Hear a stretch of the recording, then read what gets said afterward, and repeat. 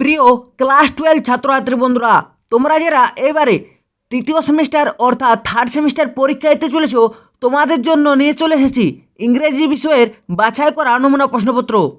তো এই প্রশ্নপত্রে থাকা প্রতিটি প্রশ্ন ভীষণ ভীষণ গুরুত্বপূর্ণ, তাই এই ভিডিওটি তোমরা শুরু থেকে শেষ পর্যন্ত দেখুন, যাতে তোমাদের কোনো গুরুত্বপূর্ণ প্রশ্ন মিস হয় নাই।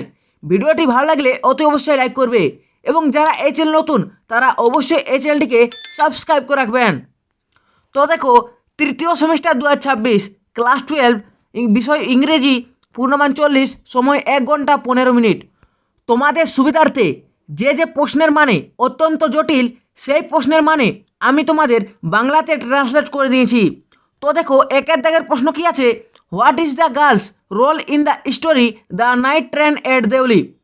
এর মানে হলো the night train at Deoli গল্পে মেয়েটির ভূমিকা কি। এখানে উত্তর হবে option C, she serves as a symbol of fleeting movements. দুইয়ের দাগের প্রশ্ন আছে, the narrator of the night train at Deoli use to wonder what mystery happened in Deoli and days. এই প্রশ্নের উত্তরে নেবে অপশন বি, অর্থাৎ বিহাইন্ড দ্য স্টেশন ওয়ালস। তারপরে দেখো, তিনের দাগে কী আছে, ক্রম অনুযায়ী সাজিয়ে লেখো। তো দেখো, এই উত্তরটা হয়ে যাবে অপশন এ, প্রথমে 2, তারপরে 3, তারপরে 1, তারপরে 4। তারপরে 4এর দাগের প্রশ্ন আছে, the narrator is to spend his dash vacation in Dehra, অর্থাৎ কবিতার ছুটিটি কোন কালে কাটাতো। এখানে উত্তর হবে অপশন এ, সামার। তারপরে দেখো আছে 5-এ আছে কলাম এ, কলাম বি। তো দেখো, কলাম এর দিকে আছে মার্সিফুল, 2-এ আছে অ্যাডভার্সিটিস, বাহাদুর, শিবা টেম্পল। আর কলাম বি এর দিকে আছে present opportunities for introspections, B আছে a title bestowed by the British, C আছে রামেশ্বরম, ডি আছে আল্লাহ। এখানে উত্তর হবে অপশন বি, অর্থাৎ 1-এর ডি, 2-এর এ, 3-এর বি, 4-এর সি। 6-এর দাগের প্রশ্ন আছে, after reading the namaz before dawn Abdul Kalam's father is to. এর বাংলাতে মানে হলো ভোরের আগে নামাজ পড়ার পর আব্দুল কালামের বাবা কি করতেন। এখানে উত্তর হবে option D, go to the coconut Grove, অর্থাৎ নারকেল বাগানের দিকে চলে যেত। 7-এর দাগের প্রশ্ন আছে, when travels come try to understand the dash from the lodge could be heard. এখানে উত্তর হবে option A, the sound of the piano. 9-এর দাগের প্রশ্ন আছে, who ordered to fire a gun. এর মানে হলো কে বন্দুক চালানোর নির্দেশ দিয়েছিল। এখানে উত্তর হবে অপশান ডি, দ্য ব্যাংকার। 10-এর দাগের প্রশ্ন আছে, the lawyer thought that dash were immoral. এখানে উত্তর হবে option D, both A and C. তারপরে দেখো, 11-এর দাগের কী আছে, পোয়েম থেকে কী আছে, much have I seen and non this is a classic example of. এখানে উত্তর হবে অপশান এ, অর্থাৎ ইনভার্সন। 12-এর দাগের প্রশ্ন আছে, Hyades is a group of star of. এখানে উত্তর হবে option C, V shape, V আকৃতির।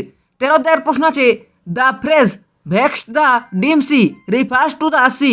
এখানে উত্তর হবে option B, being disturbed by stormy weather. তারপরে দেখো, 14 দাগের প্রশ্ন আছে, what type of spirit does Ulysses claim to have. এর মানে হলো ইউলিসিস কী ধরনের মানসিকতা বা স্বভাবের অধিকারী বলে দাবি করতেন।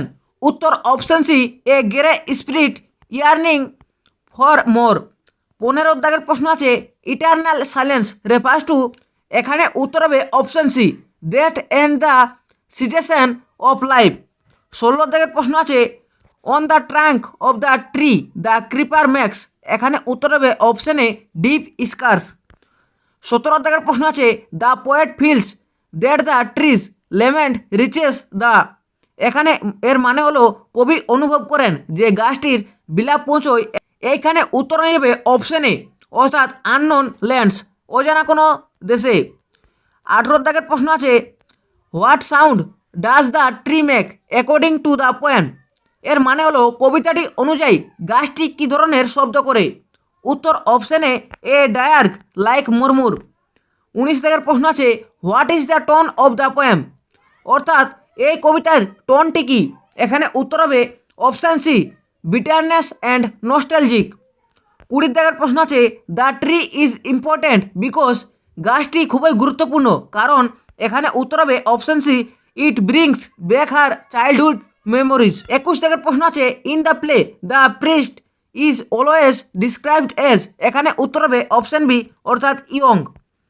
22 দাগের প্রশ্ন আছে, হোম ডিড মরিয়া সি রাইডিং দ্য গ্রে পনি, এর মানে হলো ধূসর রঙের ছোট্ট ঘোড়ায় চড়ে কাকে যেতে দেখেছিল মরিয়া, এখানে উত্তর হবে অপশন সি মাইকেলকে। 23 দাগের প্রশ্ন আছে, throw it down quickly what is it being refer to here, এখানে উত্তর হবে option B the shirt and the stocking. 24 দাগের প্রশ্ন আছে, who started to count the stitches, এখানে এর মানে হলো সেলাইগুলো গোনা কে শুরু করেছিল, উত্তর অপশন বি নোরা। 25 দাগের প্রশ্ন আছে, who gave the Holi water to মরিয়া, এর মানে হলো মরিয়াকে পবিত্র জল কে দিয়েছিল, উত্তর অপশন এ নোরা।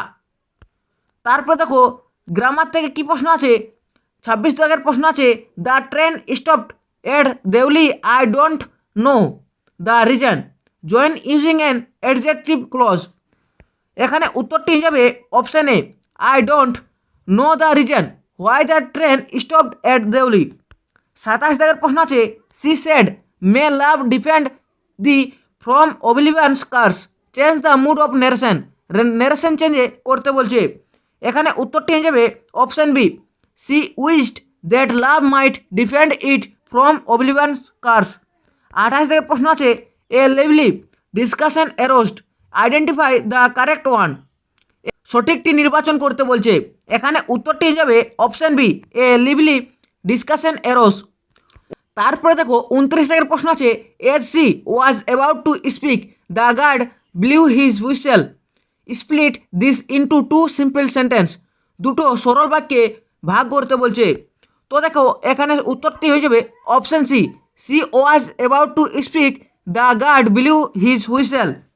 30 দাগের প্রশ্ন আছে, every hour is saved of that eternal silence replace the underlined word by the correct one, এখানে উত্তরটি যাবে অপশন ডি ফ্রম, অপের জায়গায় এখানে আন্ডারলাইন অপের জায়গায় হয়ে যাবে অপশন ডি ফ্রম। তারপর দেখো আনসিন থেকে কি আছে, এখানে একটি আনসিন দেওয়া আছে, এই আনসিনটি থেকে তোমাদের নিচে দেওয়া প্রশ্নের উত্তরগুলি করতে হবে। তো দেখো এই আনসিন থেকে প্রথম প্রশ্ন অর্থাৎ 31 দাগের প্রশ্ন কি আছে, which one of the following sentence is incorrect, এখানে উত্তরটি হয়ে যাবে অপশন ডি সু অ্যান্ড জনসি ওয়ার সিবলিংস। 32 দাগের প্রশ্ন আছে, সু অ্যান্ড জনসিন মেট এট, এখানে উত্তরটি হয়ে যাবে option C restaurant on 8th street.